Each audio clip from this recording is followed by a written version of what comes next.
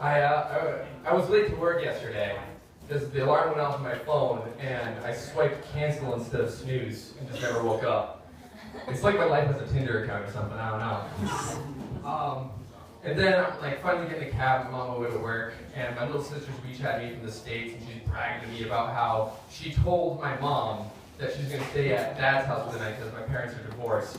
And my mom believed her and went to her boyfriend's house for the night, and then my sister snuck out to a party. And she thinks it's so cool. I'm like, Addie, this isn't going to end well for you. You're going to get caught eventually. And she's just all like, what do you know? Addie, I've seen this movie twice before. Once with my older sister, and then again with me. And let me tell you, the third sequel is always the crappiest. Like, you know, it's not like trilogies. Like trilogies, Return of the Jedi, Star Wars, that was planned when the first movie came out. Addie, you were not planned. Like, you're the Despicable Me 3 of siblings. You think you're all cute, like you got all the minions in it, you have all the cute stuff, so people ignore the fact that you suck. No, Addie, you suck. I know you suck. I know you're the crappiest sequel because you came out 16 years after the first movie. And Mom decided to change directors.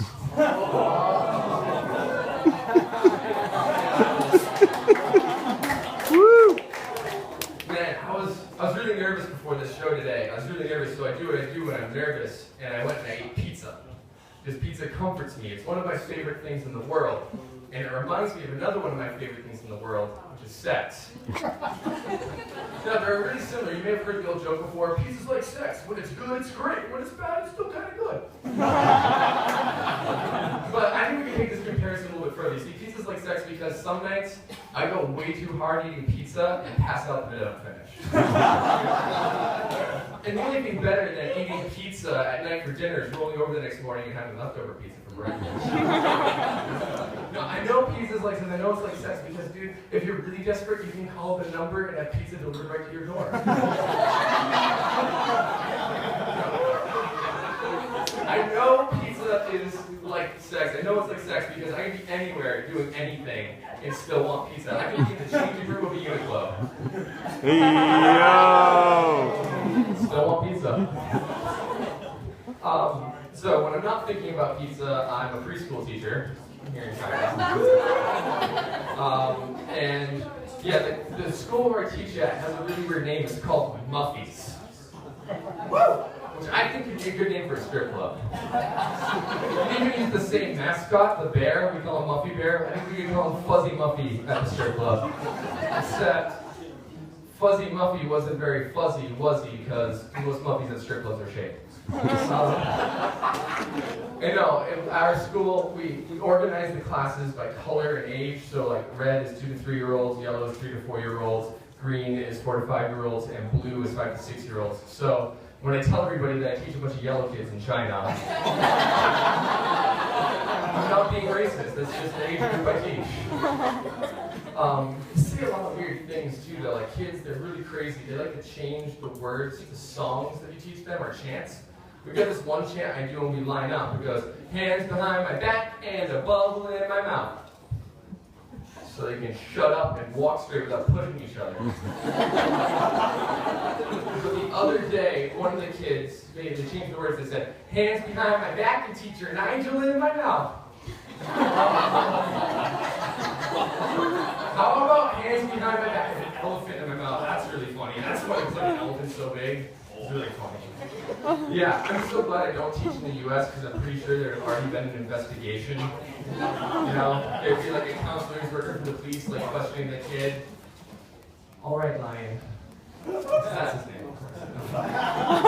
All right, Lion. Show us on the teddy bear. What part of teacher Nigel did you put in your mouth?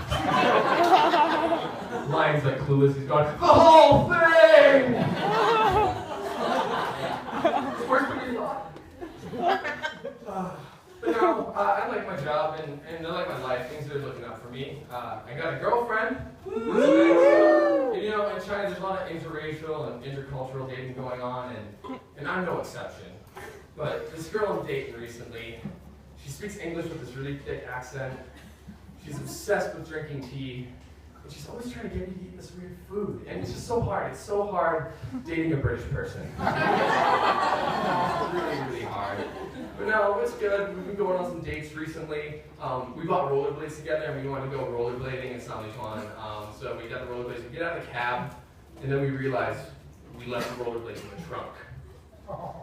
And my girlfriend looks at me and goes, "How fast can you run?" So I'm running down the street, and luckily there's a red light at the intersection, and luckily the other person who got in the cab was a Laoe with blonde hair, and I've never found that taxi. I scare them, I get the trunk open, I get the rollerblades, and I'm walking back, and my girlfriend sees me, and she's jumping up and down, she feels like I saved the day, she's getting closer and closer, gives me a big hug, and then we're walking back arm in arm, and a bunch of Chinese people saw this whole thing go down from the side of the road. And this old Chinese dude makes eye contact with me. And I look at him, he looks at me, and he nods. And I nod back, and we know in that moment that I'm getting laid that night.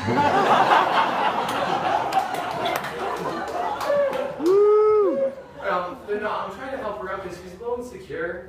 She's been complaining lately that she feels like her chest is too small. She has a 32B, and we're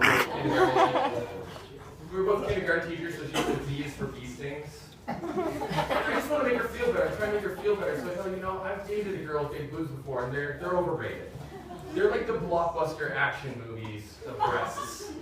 Like when you're 14, you're mesmerized. You just think they're the best thing ever. But then you get older and you realize they're just way too in your face. And there's too much going on. You just can't possibly fit it all in your head. and they're over-advertised. The best parts are always in the previews, and when they finally come out, they flop. And sometimes they rely way too heavily on special effects, and when they do, it's so obvious they're fake. This is a new joke, everyone. I think like small boobs, they're kind of like the independent films of breasts. They're underrated, but generally of a higher quality. And 20 years later, they stand the test of time.